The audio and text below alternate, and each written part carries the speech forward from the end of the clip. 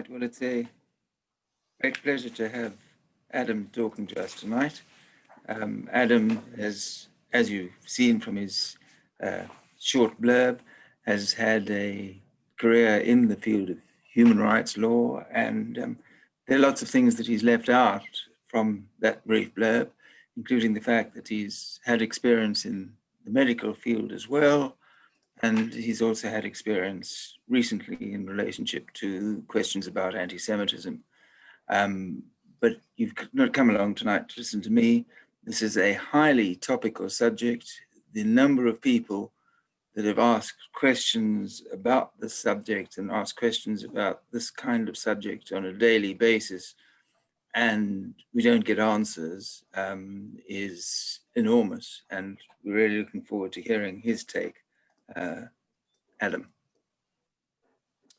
Thanks very much, David, and I'm really delighted to be speaking to you all tonight. I'm slightly a fish out of water because I'm not that used to speaking to medical audiences, but I'm sure we'll figure it out. Don't ask me any medical, epidemiological, or any question that doesn't relate to law, please. Although, as we'll talk about with COVID, you're in amongst all those topics at once, and particularly when we're talking about my pet subject at the moment, which is the lockdown. Now, you should be able to see now my presentation. Can you, David? Yes. Does that look good? That's fine. Okay, so we've got an hour. I plan to talk for about 40 minutes. I will try to keep an eye on that because barristers are particularly bad at keeping to time limits, but I will try because I do want to answer your questions. In terms of my involvement in this, I'm a human rights lawyer. That's what I do. I have a long involvement in medical law. I've started in a different chambers to where I am now, which focused on medical negligence and healthcare law generally. So I acted in the Mid Staffordshire inquiry, and was one of the earliest things I did in my career. And in fact, that one of the very first things I ever did as a pupil barrister was spend a month at the General Medical Council prosecution of Andrew Wakefield for his actions around the MMR vaccine.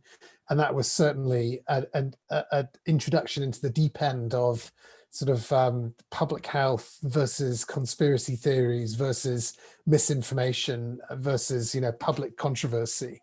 And in a way, it's prepared me in part for the role I've played with COVID. So in terms of COVID, I've always been a sort of public commentator on the law as well as a lawyer, and I try and do those things at the same time.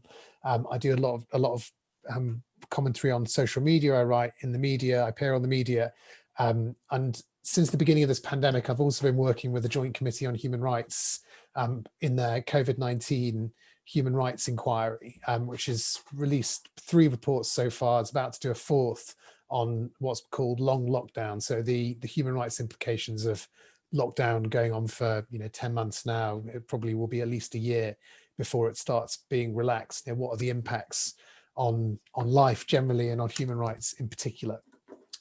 But one of the things that I've become very involved in is the lockdown itself, and particularly the legal structures around the lockdown. How is the lockdown made? How does it work? What is it? Where does it come from? How is the government doing this? What powers do the police have? What rights do individuals have? What does it mean? All of these questions come up all the time in my practice, and I've become a bit of a sort of public source of knowledge for the lockdown regulations, not least because I'm pretty much the only one left, including the lawyers, reading them and trying to figure out what they mean. But I'm going to talk tonight about messy lawmaking, COVID-19 lockdowns, democracy, and the law. And that is, David, can I see comments? Is it in? Do I have the power to see comments? The chat. You and I can see the chat and the Q&A. And okay, fine. Maybe I can't see it now. Doesn't matter. I was going to ask who that is, but it's obviously he's got his hand in his pocket, so you won't have to know much about history to know that's Napoleon. And the reason I've chosen Napoleon is because of this quote, which is from an audio program called Sick Man by Matthew Dan Connor in June. Legally, that was a revolution, even if it was meant to be time limited. Normally, people are free to do what they like unless the law prohibits it. But Matt Hancock's radical suggestion, which he described as Napoleonic, flipped that British tradition. In lockdown, people would be forbidden, it's a Freudian slip, from doing anything unless the legislation said in terms that they could. And this is a quote not verified by Matt Hancock, but never denied, about discussions that were taking place in March after the case rate of the COVID case rate was started to rise inexorably. What would there be a lockdown? You know, we'd seen lockdowns in other countries, most notably in Europe, in Italy, and then in France. Would there be one here? And Matt Hancock, whose name is on the bottom of most of the laws, apparently said, we're going to flip the British tradition round, that usually in British law, what isn't prohibited is allowed. Now, what wasn't explicitly allowed would be prohibited. And that is quite a major, well, I say quite a major, is the most major change in the relationship between citizens and the legal system in modern times, without a doubt. Lord Justice Hickenbottom in the Court of Appeal has called the lockdown possibly the most restrictive regime on the public life of persons and businesses ever. Possibly the most restrictive regime on the public life of persons and businesses ever. So what is a lockdown? One of the difficulties with talking about lockdown is it's a term which has kind of really arrived through the COVID-19 pandemic, although obviously the expression lockdown existed and there had been what had been described as lockdowns, particularly, I think really the use of lockdown as opposed to quarantine measures. The use of lockdown is really very recent. So I'm going to talk about what it is, and then I'm going to talk about, is it new? Then how it works in the law, and finally what issues there've been with lockdown laws. So what is a lockdown? This is how I define it for this talk, at least. Legally enforced social distancing and/or quarantine measures in a particular area.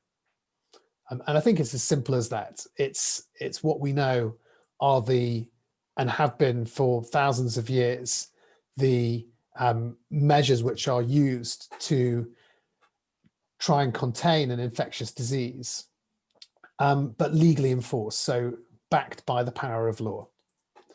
What are the kinds of measures that we've seen? Well, there are kind of 5 main ones, I guess. Stay-at-home orders, mandatory quarantine, bans on gatherings, public and private, business and institutional closures, including schools and educational institutions, and mandatory personal protective equipment, and particularly in public, face coverings. So those are what I think are the 5 key measures, and they make up, roughly speaking, what we refer to as lockdown, although the reality is that lots of people think of something different when they talk about lockdown. But those are, I think, how I'm going to describe it. By April 2020, 3.9 billion people worldwide were under some form of lockdown. So half the world's population. And that is an extraordinary figure, and particularly in the context of the world history. There's never been an event like that. There's never been an event like COVID. There's been there's been highly contagious viruses, but there's never been a virus that's spread so quickly through the entire planet, and has led to these kind of measures for so many people. So is the idea of a lockdown new? Well, I'm stepping outside of my area of expertise here, so there's probably people here who know more about it than I do. But the simple answer is, in general terms, the idea of a lockdown is not new, or at the very least, the idea of legally enforced social distancing and/or quarantine measures in a particular area is not new. We know that because, I mean, if you read the Old Testament, you have quarantine. There's very strict rules on quarantine in the Old Testament. But particularly in modern times, we have the Spanish flu, 1918, SARS-1, Ebola, are examples of times when certain forms of lockdown were put in place. And SARS-1, and this definitely is outside of my area of expertise, but as I understand it, SARS-1 is where the model of the citywide lockdown was particularly was probably introduced, probably in China, and Ebola we saw that being used in other places. And I think there is a sort of gradual evolution between this idea of you quarantine people who are infectious, people you know are infectious, and you put in place social distancing measures. And this idea of this, I think what's new about the COVID lockdowns worldwide is these stay-at-home measures. So just as an example, this is from National Geographic.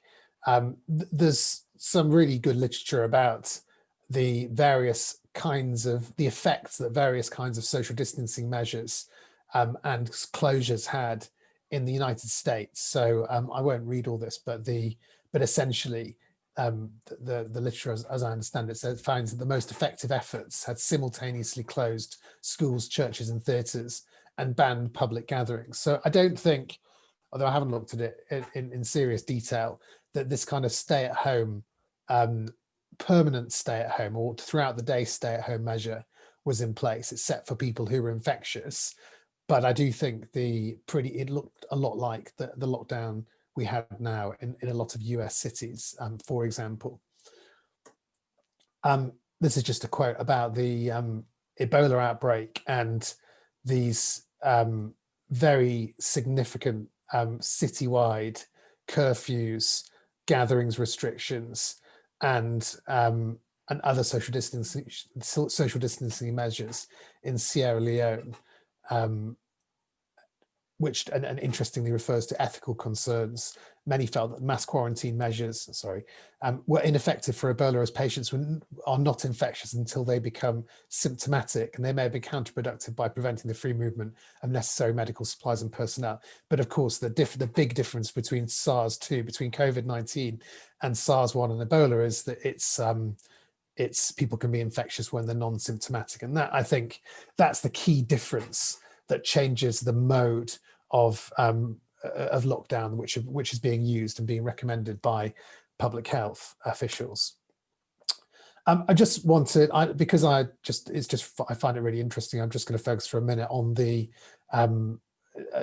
Samuel Pepys's diary from 1665, where the London plague was. He describes the measures that were put in place to control the London plague. First of all, beggars were banned. All plays, bear baitings, games, singing of ballads, buckler play, or such like causes of assemblies of people be utterly prohibited, and the parties offending severely punished by every alderman in his ward. So there's a picture of a bear being baited, but basically any public assemblies were banned. Public feasting, particularly by companies of the cities, dinners at taverns, alehouses, and other places of common entertainment be forborne till further order and allowance. And I really like this bit. I don't know why I haven't done this now. And that the money thereby spared be preserved and employed for the benefit and relief of the poor visited with the infection. Nice, but not one we've gone. We haven't gone that far with this with these restrictions. And even disorderly tippling in taverns, alehouses, coffee houses, and cellars be severely looked unto, as the common sin of this time is and the greatest occasion of dispersing the plague. So basically, coffee houses and pubs were closed as well. So you are looking at quite a similar atmosphere in the close 350 years ago as we have today, and also there's lots of stories, for example, the face covering riots during the Spanish flu in the United States, where you have this friction between libertarians or liberty campaigners and public health officials. Okay, so how does the lockdown work in law? And I've already said this is really a revolutionary change in the way law works in this country. It's difficult to emphasize how revolutionary. I'm going to try and explain how the actual lockdown works, and then some of the issues with it. So the basic things you need to understand. You need to understand three things to understand how the lockdown works in law. The first thing you need to understand is that there's an Act of Parliament, the Public Health Act, Control of Disease, 1984, and that is, if you imagine the lockdown laws are like a flowing water, like a body of water, and if you imagine the Public Health Act is the great river in the middle, and then coming out of that great river are some tributaries, some sort of little streams that come off the side, and those are the statutory instruments. So the Public Health Act gives any minister the power to make regulations, statutory instruments, and they are laws as well, but they're not laws which need to be approved by Parliament necessarily, and I'll explain why. And they certainly don't need to be approved before they come into force, but they can be created by the signing of a piece of paper, usually by Matt Hancock, or Napoleon, as we'll call him for the purpose of this talk. Those are statutory instruments. We sometimes call them primary and secondary legislation. So the primary legislation, the Public Health Act, the Act of Parliament, that's the big river. The secondary legislation are the little streams that run off it. And then the third thing you need to understand is emergency powers. These are all emergency powers. The Public Health Act is designed to, well, it does what it says on the tin, it's designed to control disease. And it's really focused in on things like quarantine and other measures, closures, quarantine and other measures which are needed to control an infectious disease. But what it doesn't do is anticipate stay-at-home type laws. It's been decided by the courts since March that you can create these sort of stay-at-home orders from the Public Health Act, but Parliament, when it passed it in 1984, didn't envisage it being used in that way. It was much more for things like quarantine, for arresting people who were out of their house when they've been told to stay in, and self-isolating, closures of businesses, that sort of thing, but not stay-at-home orders, I don't think. So the third thing you have to understand is these are emergency powers.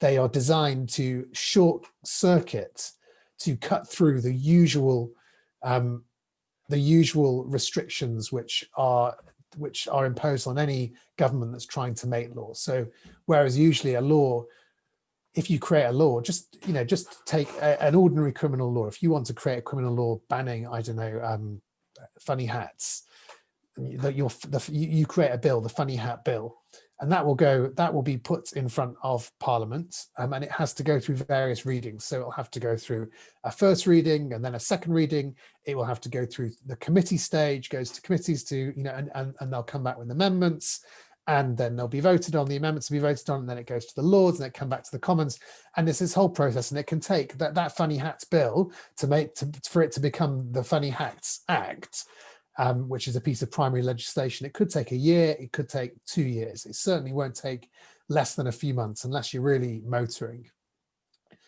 Whereas these emergency powers, these allow you to create laws really the instant that you sign them. So the instant Matt Hancock signs the piece of paper, they can come into force. And I'll show you how that's happened in practice. So we're going to dive in now. We're actually going to go into these laws, and I'm going to share a different screen.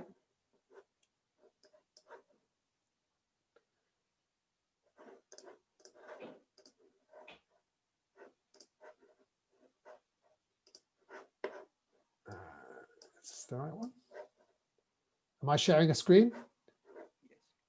Can you see a COVID-19 regulations table?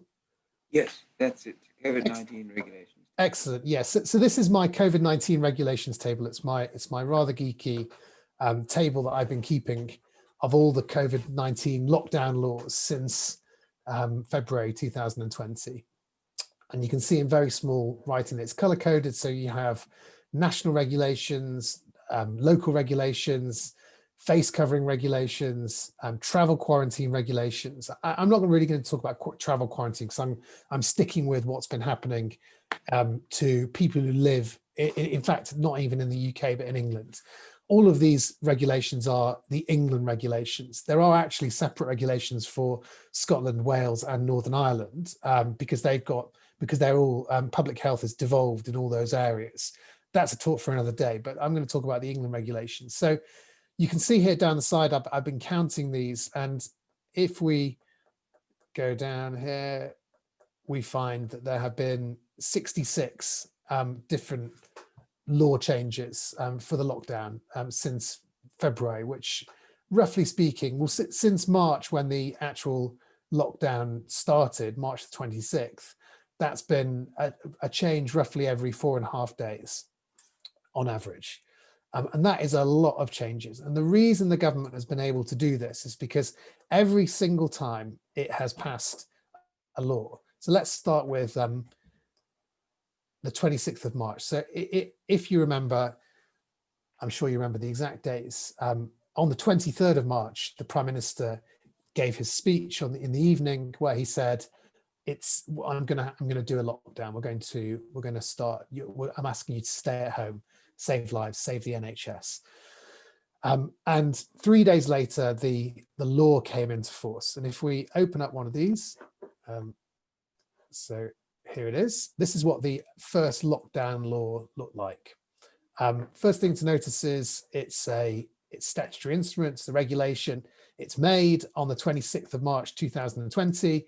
It's laid before Adam, Parliament. we're still seeing your table. We're still seeing your core table. We aren't seeing. Are you still seeing the core table? Yeah. Let me just see if I can sort that out.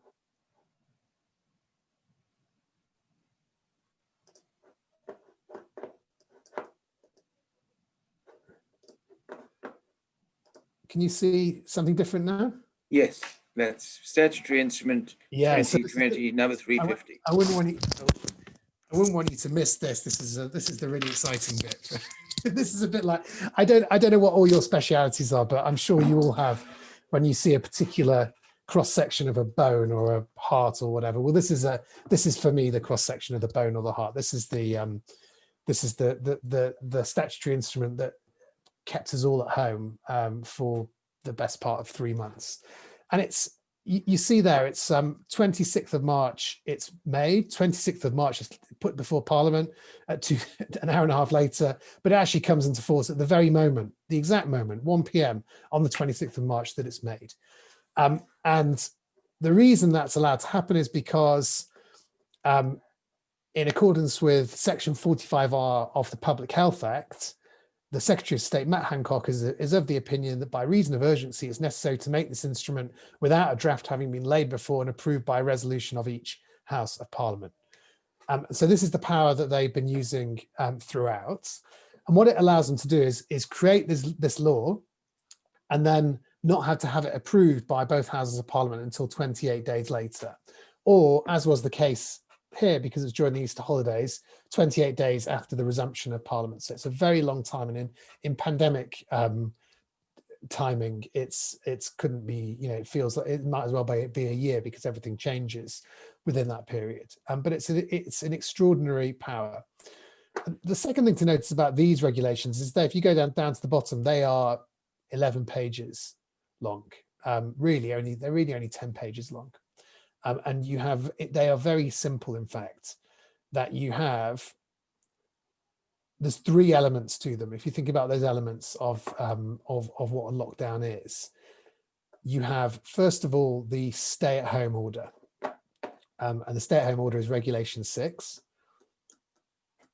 Restrictions on movement. During the emergency period, no person may leave the place where they're living without a reasonable excuse. And then you have this very narrow list of reasonable excuses, which you can see goes over the next page, but that's it. So there's it goes up to M, and it's things like accessing critical services, obtaining basic necessities, travel for the purposes of work, where it's not reasonably possible for the person to work or provide those services from the place when they're living, access critical public services, those sorts of things. But it's very short. The second element you have So you have stay at home, you have restrictions on gatherings. So no person may participate in a gathering in a public place of more than 2 people, except, and there's a very, very limited range of exceptions. Members of the same household, essential for work purposes or attending a funeral, or reasonably necessary to do various things. And then there's closures of businesses is the third thing, which is pretty much all non-essential businesses. And so that's what the regulations look like. And I just want to take you to one more of these. There's millions and millions of them, but the one that we're under at the moment is called the all tiers regulations. And that came into force in December. It's already been amended a number of times. But just to show you one important thing about this is the all tiers regulations. This is the same thing. So this is exactly the same instrument. This keeps you at home, stops you gathering in public places, and it stops you opening your business. Look how long it is now. Still going. That is 70 pages long, but then since then it's actually been added to, and it's now over 120 pages long, because this is only tiers 1 to 3, and there's now a tier 4 which adds to it. So it's now 120 pages long. And the reason, well, it's created a bit of complication because you've got these tiers. But the other reason why it's so much longer and so much more complicated is because you have so many more exceptions. So for reasons we'll discuss, this is that short list that I showed you, reasons to leave home. It's just now, exception after exception after exception, page after page after page after page. And that's one of the big changes. And so I'm now going to go back to the other document.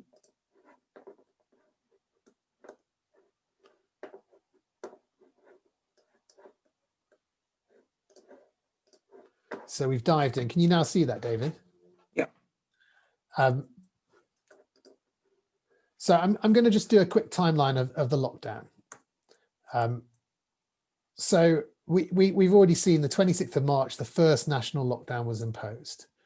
And since then, it's kind of gone up. And what I'd really wanted to do, but didn't have time, was to plot this along with the case numbers, because that seems to be, and I think that will give a very good indication of how quickly or slowly these measures have been put in place and how they've tracked the numbers. But the story of the England lockdown is the story of either I call it potentially micromanagement, or a kind of experimentation with all sorts of different methods, none of which has really managed to settle before the next one has been tried. And I'll just show you how things have changed, some key changes. So that first national lockdown lasted for a couple of months until the 31st of May, when it was relaxed. That stay-at-home restriction was removed. We went to 6 outdoors and no gatherings of more than 1 person indoors. So the lockdown moved indoors for the first time, because prior to that we were staying at home, so it didn't matter, and you couldn't have it wasn't restricted what you could do at home, because everyone was meant to be staying at home. But that changed for when the lockdown was relaxed. It kind of came indoors, but the government inadvertently, as I pointed out at the time, and just became an enormous story because it was just so kind of surprising, was the government banned sex between people who didn't live with each other. So partners who didn't live with each other were no longer allowed to see each other indoors, and the definition of a gathering covered anything they did with each other indoors. So a couple of weeks later, 2 things happened. First of all, face coverings were mandated for the first time on public transport. Later, they were mandated in other places. And then on the 3rd of July, and on the same day, the 15th of June, this idea of linked households, or support bubbles, as they're popularly, I can't say, it's too late at night to say that word, as they're known publicly, support bubbles were introduced. And they were introduced because of this furore over why people who were seeing in a relationship couldn't see each other if they were living on their own. What about loneliness, that sort of thing? And I think it was an important moment in the history of these laws, because what you saw was the government moved quite quickly to loosen the restrictions in order to allow for certain forms of social interaction, which were seen to be was unfair to ban them. So this idea of linked household or support bubbles were permitted between one person, a one adult household and any other household. 3rd of July, the government started experimenting with local lockdowns. So the first one was imposed in Leicester, and that was further expanded to all sorts of places, Blackburn, Greater Manchester, the North East, all with slightly different restrictions, and it became extremely confusing. And this was another important moment, because what started to happen was, whereas from the 26th of March, I think you saw that 10-page law was very simple, and one which pretty much everyone could understand. There were problems with it, but everyone could understand it. Things started to get more complex and more locally varied, and it became very difficult to know what was the rules in your area or the law. 5th of July, pubs were open for the first time since the end of March, and there was some changes to the national lockdown, including larger gatherings now allowed as long as they followed guidance. 20th of July, local authorities were given powers to close businesses and impose restrictions. 27th of August, raves and gatherings of over 30 had a £10,000 fine imposed. So just to explain, I've talked about what the laws are, I've not talked about enforcement. So from the 26th of March onwards, there's always been quite a wide range of ways in which the police could enforce, and police, in fact, and local authorities in some instances could enforce these rules. And the main mechanism they have is called a fixed penalty notice, which is otherwise known as a fine. And that's a bit like when you park your car in the wrong place, you'll get a fixed penalty notice. And usually it's 100 quid or something. And if you pay within 14 days, it's 50 quid. And it's exactly the same with the COVID regulations, that at the moment it's £200 for your first offence. And if you pay within 14 days, it's £100. The difference between COVID fixed penalty notices and parking fixed penalty notices is you can't appeal a COVID fixed penalty notice. You either pay or you don't pay. And if you don't pay, you will be potentially prosecuted and convicted, which is quite a big deal. But they introduced this £10,000 fixed penalty notice. 14th of September, again, you remember the rules changed again to the rule of 6. Nationally, no mingling in venues which were organising gatherings, including synagogues. These lots and lots of exceptions started to be added. Significant event gatherings, which were basically life cycle events, and that rule curiously only lasted for 10 days. The exact 10 days, as I understand it, when Boris Johnson and Carrie Symonds were having their christening. Don't know if that's relevant or not. But there was also this exception for grouse shooting, which was it wasn't called the grouse shooting exception. It was called, I think, the outdoor events gatherings. But it was designed because somebody knocked on the Prime Minister's door and said, we need to keep grouse shooting in, but we need to do it in a way which nobody knows is what we're doing. And that's another example of, I think, some of the kind of the problems that have arisen with this sort of secretive private way of doing lawmaking. Not until the 27th of September was there a legal duty to self-isolate, which seems, when I was doing this timeline, it seems pretty extraordinary. It took them 6 months to get this, I'm just counting between March and September, it's 5 or 6 months, something like that, to get this legal duty to self-isolate imposed when you're notified by track and trace. 14th of October, this patchwork of local restrictions was replaced by the 3 tiers. So you'd have tier 1, 2, and 3, and depending on how much COVID there was in your area, and it got more serious, more severe, the restrictions between 1 and 3. But there was still not a version of the kind of stay-at-home rules in any of the tiers until a bit later. 3rd of November, as the first winter spike arrived, the second national lockdown was imposed, which was basically a lot like the March lockdown, except schools remained open and there was no stay-at-home order. 2nd of December, new 3 tiers, which introduced these linked Christmas households, which was such a controversial decision. 20th of December, there finally was an introduction of tier 4. So you now have the 4 tiers. Tier 4 was effectively like a lockdown light.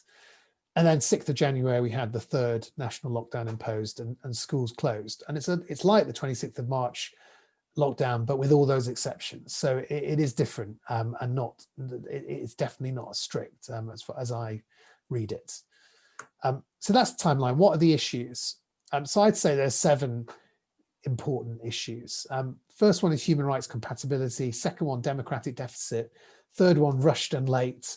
Fourth, too complex. Fifth, guidance versus law. Sixth, inconsistent messaging. And 7, problems with enforcement. And I'm not going to do them in detail because I want to leave time for questions. But just start with human rights. So I'm a human rights lawyer. I think that the human rights framework is a very useful one for inspecting and understanding and deciding what level of restrictions we should be imposing. And of course, the first human right in the list, Article 2, is the right to life. And the right, one of the things that liberty lockdown campaigners or lockdown liberty campaigners, I think, miss when they talk about civil and human rights is they forget about the right to life. And there's a very strong imperative on the state to protect the right to life. And that's where the justification for lockdowns restricting other liberties come from. But of course, there are a number of other liberties which are restricted by lockdowns, quite severely restricted. The right not to be unlawfully detained, the right to a fair trial. The court system has been in a lot of trouble because of the social distancing requirements, or they're kind of trundling on. Family and private life, the right to family and private life. We all know about the impact that COVID has had on family life, both from the virus, but also the restrictions. Freedom of thought, conscience, and religion. I mean, interestingly, the government has allowed places of worship to open for pretty much, I think, nearly all of the period between May and now, when they first reopened after the March lockdown. And that's interesting to talk about separately, but with restrictions. Freedom of association and freedom of expression. The right to protest has been very severely curtailed by gatherings restrictions. Anti-discrimination, the lockdowns undoubtedly have a more severe effect on certain economic and social groups and racial groups than others, and tend to exacerbate existing inequalities. Peaceful enjoyment of property, businesses having to close and go bust because of lockdowns. These all have to be balanced. That's the policy imperative of deciding what to do about lockdown. As tempting as it is to say the virus is all, and we just, the absolute prime imperative is to protect against the virus and everything else will come later. I think it is imperative on the government to balance that against other rights. And of course, the right to education as well, because our children have been in and out of school for the best part of a year. What is the World Health Organization's position on lockdowns? Well, the World Health Organization is interesting. I've got another talk about the human rights background to the World Health Organization. If you read its charter, its constitution, it is centered on human rights. It was born in the same year as the Universal Declaration of Human Rights. It's a United Nations body. It has human rights at its center and fundamentally a kind of holistic understanding of what health is, not just about freedom from disease. It's about also socioeconomic life and about other factors. But the World Health Organization's current position on lockdown is they don't recommend lockdowns. They really only recommend them as a last resort. They say large-scale physical distancing measures and movement restrictions, often referred to as lockdowns, can slow COVID transmission. However, these measures can have a profound negative impact on individuals, communities, and societies by bringing social and economic life to a near stop. Such measures disproportionately affect disadvantaged groups, including people in poverty, migrants, internally displaced people and refugees, most often live in overcrowded and under-resourced settings and depend on daily labour for subsistence. They recognise that at certain points, some countries have no choice but to issue stay-at-home orders, but they should be so they can build their capacity to detect, isolate, test and care for all cases, trace and quarantine all contacts, engage, empower and enable populations to drive the social response and more. And I think that I'm not a lockdown skeptic in the sense of I believe the lockdowns work and that they've been in the most part necessary. However, I do think that the valid objection to lockdowns is in this country is that the government has never managed to do all the things that the World Health Organization recommends a lockdown is used to buy time to do, such as set up a proper track and trace system, and also I guess to start them early and hard enough that you really do buy time as opposed to just slowing things. There's Jonathan Sumption. He's the sort of poster boy of the anti-lockdown movement. He says the British public has not even begun to understand the seriousness of what's happening in our country. Many, perhaps most of them don't care or won't care until it's too late. They instinctively feel that the ends justify the means, the motto of every totalitarian regime that has ever existed. And you probably all saw his comments from the big questions the other day. Maybe we can have that debate, but I think Lord Sumption misses the essential balancing factor, the essential balance that a human rights approach requires. And it's not just all about people's private lives or their home being their castle. In terms of those issues, so human rights compatibility, I think, is a really difficult one. Democratic deficits, I think the way in which these lockdown laws have been brought into force, fair enough in that very early stages when it was, impossible to imagine Parliament coming together. I mean, Parliament literally couldn't meet because of the pandemic, and approving these complex laws, fair enough, use emergency powers then, but almost a year later, I really don't think there is a justification for passing laws like they passed. They come without parliamentary scrutiny, they come without parliamentary approval until much later. They're rushed and late. I mean, these laws arrive sometimes at 11:30 in the evening before they're coming into force, and that's just absurd for these complex laws for people just to be sort of they land on a website minutes before they come into force for a few hours. It's just not right, and it's not a good way of lawmaking. I think the laws have become too complex. You saw the length of that law. That was just the lockdown laws. I mean, you've got the self-isolation laws, you've got the travel quarantine laws, you've got the face covering laws, and the idea that your average police officer can understand all these laws. I mean, it's one thing for them to understand them if they're in place for a year, but these laws tend to be in place for a few weeks at most until the next one comes down the river. And that really makes it almost impossible. And it makes it impossible, much more importantly, for the public to understand. Now, of course, the public do understand in very general terms the basics of what they need, what they're being asked to do, stay at home except for essential reasons, work at home unless you need to, don't go out unless you really need to, those sorts of things. And I think you can take this point too far and say, well, it's just impossible to understand. Don't think that's right. But I do think that the rules have become too complex. I mean, it should be, I should note that this is not something which is unique to the UK. There's there's some really interesting studies of international responses to COVID, which found very similar issues in lots and lots of places where essentially the governments are trying to micromanage behavior, because they say, well, they start from the same position. We just tell people to stay at home. Okay, fine. Well, we're going to legally enforce it. Well, if we legally enforce it, we've got to allow for exceptions. What about disabled people? What about people who are suffering domestic violence? What about children? What about children of divorced parents? All of these exceptions, which are added one after the other, and they're all fair enough, but in combination, they combine with each other to make things extremely complicated. I mean, there are now something like 6 kinds of linked households, support bubbles. just to give an example.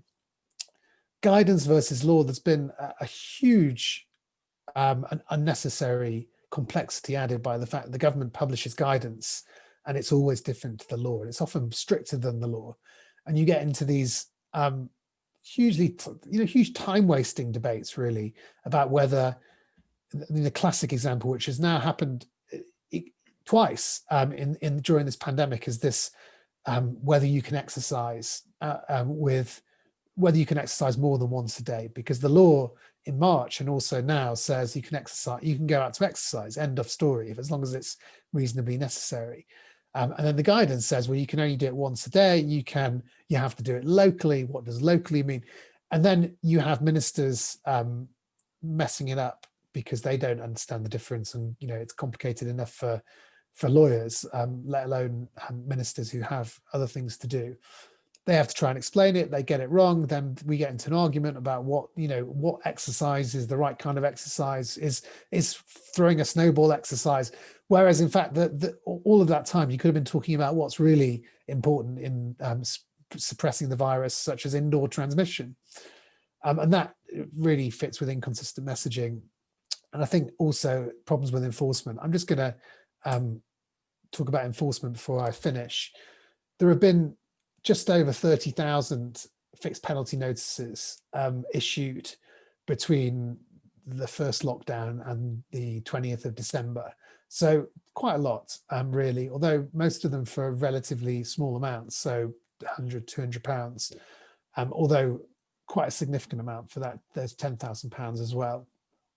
So a lot of enforcement. Police have not had a great time enforcing. I've had lots of interesting conversations with police officers who really don't want to be doing this, but there it is. Are the police the right people at all to enforce these kind of public health measures, not public order measures? I'm not sure. Should we be enforcing? Is it, apart from businesses and large gatherings? I'm not sure. I don't really see what the benefits public health wise is of enforcing individuals leaving the house with one other individual, that sort of thing, walking down a deserted forest pathway in Derbyshire.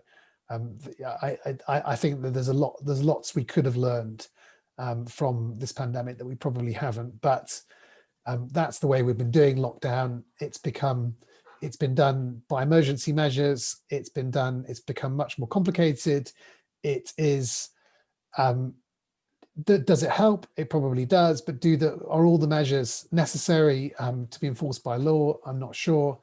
Very happy to take your questions. I think this is the weekly count of fixed penalty notices issued, and you'll see the police have sort of lost enthusiasm since that original, the first few weeks of the pandemic, but not as much as as they've been unenthusiastic about enforcing the face coverings regulations. So you see, you've got thousands a week of fixed penalty notices, but about between 80 and 100 a week for face coverings. So they're just not enforcing that. Let's do questions, because I've taken up enough time. I've gone over time. Right. Well, we've got a number of questions that relate to facts. I'm going to just pop them at you. When did the lockdown actually start? At the beginning of March? Was it the 23rd or the 26th? I mean, it's a philosophical question. In law, it started on the 26th, because you weren't breaking any laws by not keeping to it until the 26th. Right. But the Prime Minister said, when he stood up, he said the laws are coming, but I want you to start following it now. And that was 3 days earlier. And from that moment, there was this divergence between the law and the guidance that the government never really recovered from in terms of public understanding and confusion. Right. And to get a fixed penalty notice, do you have to infringe the law, or do you have to infringe the guidance? No. So the guidance is unenforceable. So it's only when the law is infringed. It's only the law. So if I go out for a cycle ride in the morning, and then I go out for another one in the afternoon, and a police officer comes up to me, as has actually happened to me, and said, well, you're not allowed out more than once a day, they're acting unlawfully, because there's no law against being outside more than once a day, but there is guidance. But guidance is guidance is guide. The way to think about it, guidance is what you should follow, and the law is what you must follow. Right. The reason for the self-isolation being introduced so late, is that because the test and track was not working? I mean, that could be the case. I don't know. So it's still a pretty patchy regime, because you only legally need to self-isolate. So you have to self-isolate if you have symptoms, or someone in your household has symptoms, or a positive COVID test. As in, you should, according to the guidance, always self-isolate for a certain amount of time. But you only legally have to self-isolate if you've had a formal notification from NHS Track and Trace. And not the phone app, just the notification from Track and Trace. And in fact, the evidence that I've seen, that the SAGE stuff most recently, has said that whereas compliance with lockdown laws is really high, it's still at about 90%, I think, something like that, insofar as people understand them. Compliance with self-isolation is really low. It's something like 20%. And it's one of the reasons why the lockdowns have, well, I mean, I don't want to make the big causative point, but it's certainly one of the big holes in our virus enforcement, or virus prevention. The other point of fact was the Jonathan Sumption. I mean, isn't Jonathan Sumption's statement that you quoted, isn't this all to do with his view about, shall we call it, the value of life, which he's come out with more recently? Isn't that he doesn't quite value all lives and all patterns of life equally? For those who didn't see it, he was talking about, so Jonathan Sumption's point really is that there isn't a strong enough justification for protecting the vulnerable and elderly by sacrificing, as he would sort of describe it, the lives, the private lives and the social lives of the young and fit. That's his basic point. And I think the defenders of Jonathan, so he said there was a young woman who's a cancer sufferer, a relatively young woman who said, well, he said, obviously my life is a lot less valuable than the life of my grandchildren because I'm old and they're young. And this woman said, well, what about my life? And you saying it's not valuable? And he said, no, I'm not saying it's not valuable. I'm saying it's less valuable. She's a stage 4 cancer sufferer. She's 39 years old. And I think the defense of Jonathan Sumption is, well, in the medical world, you have algorithms, or you have schemes for deciding who gets the scarce resource. Classic is who gets the donor organ. And you'll generally pick the younger, healthier person versus the older, sicker person, because that's the horrible decisions you have to make. But the problem with that is when you're talking about lockdown, you're comparing apples with oranges. Really, it's not two people in identical positions who both need a heart, and there's only one heart.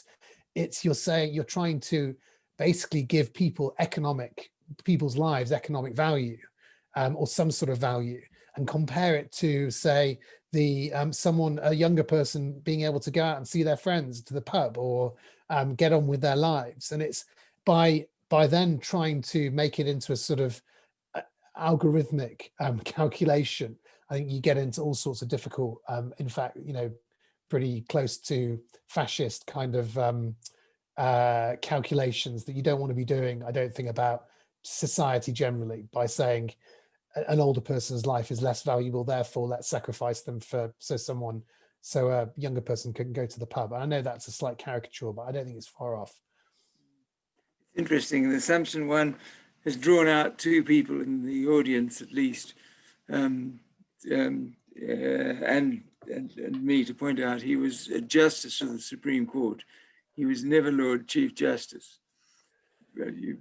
I mean, whatever he was, he was, he shouldn't be talking about, he shouldn't be deciding public policy is the main thing. Right. Yeah. Well, don't put him anywhere near the buttons. Yes, he's. But a couple of people said that he feels that he attracts quite a bit of attention and feeling at the moment. And one of our colleagues has said there's an answer to him on Twitter, and somebody else has said that that he's brought his sheltered existence into disrepute. He's brought the courts into disrepute, or justice into disrepute, because of his sheltered existence, and also that, you know, kind of that he did say that the elderly should be given their choice, as opposed to they were entitled to free choice as to whether they wanted to participate in lockdown or not, which is interesting that he's obviously struck a chord, because this is not the only conversation we've had about that over the last 24 hours online in medical quarters, leaving aside Melanie Phillips today. But coming back to medical quarters, there's one question that I think you probably know of Deirdre Hine, from who's a famous public health doctor. And she went on record in round about August and said that the lessons of the SARS, that she was investigating the lessons of SARS and what needed to be learned for future episodes. And within 6 months, she'd prepared a report of an inquiry into what had been done at the beginning of SARS. And is there any reason why your judicial group have not actually pushed for the same kind of thing that on the human rights, the judicial group on human rights about COVID-19 has not pushed for the same kind of thing to be ongoing as things go by? Sorry, I don't quite get the question. She said that she looked at SARS and potential infringements of human rights and potential changes to the way public health is administered and so on. She looked at it while it was ongoing, while it was an ongoing issue. Oh, I see. She was already investigating it, and within 6 months had a report with recommendations as to what should happen. Yeah, I mean, the Joint Committee on Human Rights has been one of the only ongoing inquiries throughout. I mean, that's what's been. I've been involved in lots of public inquiries, but they only ever happen after the event usually, and this has been happening. We've been writing reports and taking evidence during the events themselves, but it's not an ideal setting for that, because it contains, you know, it's a joint committee. It includes members from the government, it includes members from the opposition, and it has to tread quite carefully, I guess. Although, you know, the reports have been pretty strong about what needs to change in terms of the processes. What are the concerns about people being left behind by the pandemic, those sorts of things. But I think that there could have been a lot more, if this government had been more open to constructive engagement, which I don't think it has been. I think there could have been a lot more accountability and scrutiny, and it would have helped the government. Although, you know, having said that, they do have SAGE, which is, you know, in a way an ongoing independent, or, you know, I don't know, is it close to independence? Independent, but it's pretty independently minded body of experts who are analysing and recommending things throughout. So I don't think they've been adverse to that, but it's, you know, I think they could have done more. I mean, what about the question of the legal responsibility of doctors and of healthcare professionals to actually report infringements? And the example given was about schools and families, but what is the duties of the doctor who comes across somebody who's infringing the self-isolation, or who's infringing who's clearly created a gathering within his or her environment that is breaching the law? Do they have any responsibility? I mean, that's more a question for your regulatory bodies. My general approach to this throughout has been, I have been very much against encouraging members of the public to grass each other up, to report on each other. And I think the reason for that is, so obviously there could be a benefit to reporting rule breaches, because you catch rule breaches. But the cost of it is that this is we've had to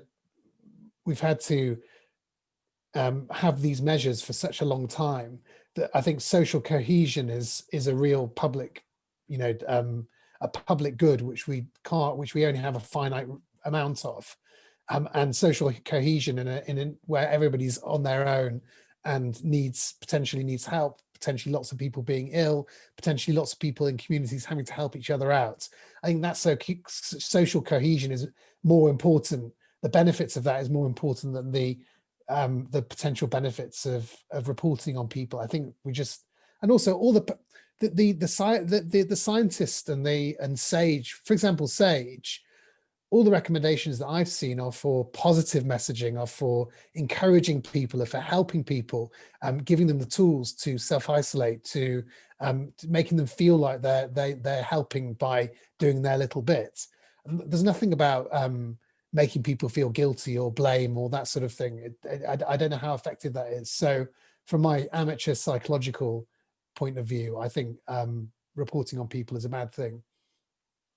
Right, because there is the one, sorry to press on that, but the one question that comes up all the time about this is the pediatrician with his pediatric children in a clinic with difficulties, maybe not vaccinated because they've got an allergy, whatever. What is the responsibility in his clinic? Because in the pertussis period, in the whooping cough, when the whooping cough vaccination figures dropped, some pediatricians said, well, we actually don't want children who've not been vaccinated in our outpatient clinics because they might have whooping cough or incubating whooping cough and might cause the other people to be ill. That kind of attitude, if a child's coming from a family that's not self-isolating, comes into a clinic where there are vulnerable children, what's the responsibility there for the doctor? Well, I think the doctor's got a responsibility to their clinic and to the other patients in their clinic. Yes. So I don't think they need to report the family to the police to manage that, but they probably should intervene in some way to protect people in the clinic. But that seems almost like a personality based question. How do you best deal with this family? How do you best communicate with them? But it's really difficult. I don't think they should be reporting them anywhere. Right, okay. And but that is a medical, that's a question for the medics, really, ultimately. There is a question been some discussion going on about adding the timeline, and a pediatrician has volunteered that she could help add the timeline and add that you have to do it the other way around. You have to add your timeline onto the data about deaths rather than the data on deaths onto your timeline, which is an important technical issue. I mean, there is the question. The Public Health Act is all done. The Public Health Act 1984, right? The full legislation, Public Health Act 1984. What about the fact that although the Public Health Act was enacted in 1984, the whole public health scenario in the country has changed completely with different bits of the country, Public Health England being one part. Has that had an impact on the way and the fact that public health laboratory service no longer exists in the way that it did? Has that had an impact on this, do you think, or do you think that law is actually just going to continue to be the main law on public health? I don't know the answer to the question directly.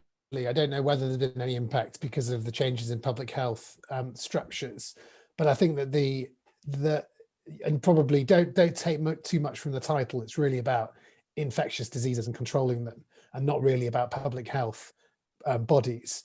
But I do think after this pandemic has finished or died down, it needs to that whole architecture needs to be reviewed, because it's really not. I don't think a year of using emergency laws every few days and kind of running the country by effectively a small group in number 10, it's not even Parliament, deciding, if somebody has a pet peeve, I think we should be allowed to go and play golf. They can, you know, allow golf to be played. You know, it's not that difficult to do that when you're working in a very small group in secret, although subject to recommendations by SAGE and what have you. But it's not a good way of making laws. And the one question related to employment law. Can you discriminate what are the impacts of this on employment law? And can you discriminate against people on the grounds of their COVID-19 status in employment law? Because there has been a comment by from the vaccine minister that it's discriminatory. Yeah, well, I mean, if it's somebody who hasn't been vaccinated or somebody who has, so I think for employees, my understanding is the position with employees at the moment is that if, for example, you're managing a care home, then it's possible that the employer can impose a requirement to have the vaccine to be able to work in the front line with, you know, with patients or with residents. But that will be subject to, you know, making sure that people with disabilities, people who are pregnant, people who, for whatever reason, for whatever reasonable reason, might not be able to or might not want to get the vaccine. And you would have to try and make adjustments for them if they've got a disability to keep them working, but maybe in a different area. Whether that extends to people who, for ideological reasons, maybe they don't believe in COVID, or they think Bill Gates is trying to inject them with mind-altering chemicals or whatever. I don't think there's any possibility that would actually come under a sort of protected belief under equalities law. And I think you would probably find a court being very unsympathetic if somebody was dismissed because they couldn't safely work without getting the vaccine, and they just, you know, they didn't believe in COVID or something like that. But that's care homes. If you then get into the sort of general office places, it's a bit more difficult. Maybe you have vulnerable people in that office place who have not been able to be vaccinated because of some aspect of their vulnerability, but they are at significant risk. And if people in the workplace don't get vaccinated, then that could be a risk to them. And I think there's going to be some really difficult and interesting balancing questions for employers, and probably legal questions down the line. There's one comment that you suggested that the laws are in place to protect the patients and protect the public, and one of our colleagues has suggested that they're actually there not for that purpose, but to prevent the NHS from being overwhelmed. There's that balance that always comes out of them. Yeah, well, I think that's one. That I think they're there to protect the public, because that's what the NHS serves. So I don't think they are for the NHS. I think the NHS is there to serve the public, and the public are ultimately the beneficiaries of these. That's the argument. But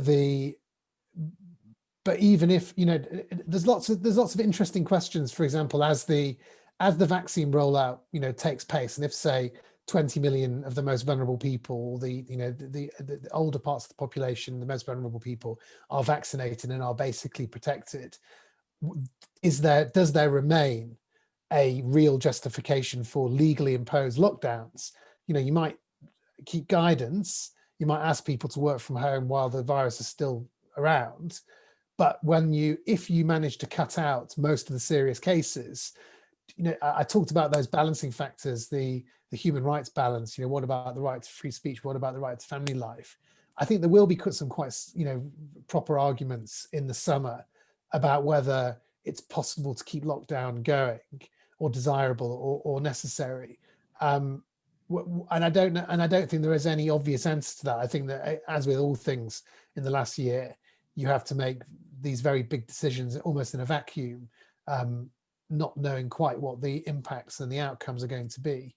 So we'll see. I think that you suggest a way that this could have been done better.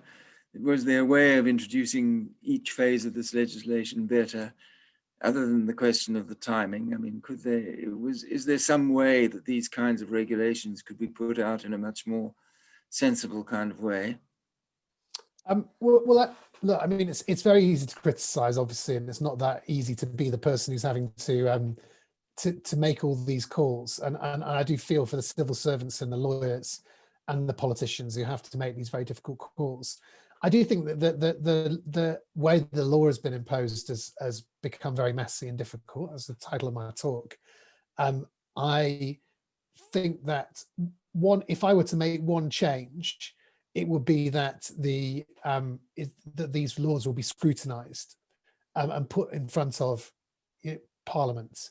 Because I think if you're making these big decisions, these big decisions need democratic accountability and legitimacy. And I'm not sure, I don't approve of it being done by this small group within number 10 each and every time. I think that you insulate yourself against different ideas. You lose the public in a way, because the public don't really they get the sense that they're being micromanaged by a group they don't really even see. They don't feel that they've got any say. And I think most fundamentally, I mean, look, I give you an example. There was a rule change came out today, a law change, which identified that accidentally the COVID laws had banned elite sports for the last 2 weeks. So all elite sport gatherings in sports grounds have been accidentally banned. In fact, including tonight. So the football matches that are happening tonight are happening illegally. They're not allowed to happen. But it's happened because the laws are they're just sort of created in the middle of the night. Mistakes creep in. They're not scrutinized, and I think those mistakes have happened a number of times. And I would like to have seen a more and better scrutiny. Whether they could have been simpler and less confusing, well, I think that the messaging has been really, bad. Basically, aside from a few good moments, stay at home and save lives, that sort of thing. I think that there's been such a lot of unnecessary time wasted over confusing messages. And I just think that's lack of discipline and lack of organization more than anything. I think that I know you've got a busy day ahead of you, and I think it's a good note to end on, to say that there's not only messy lawmaking, but messy messages as well.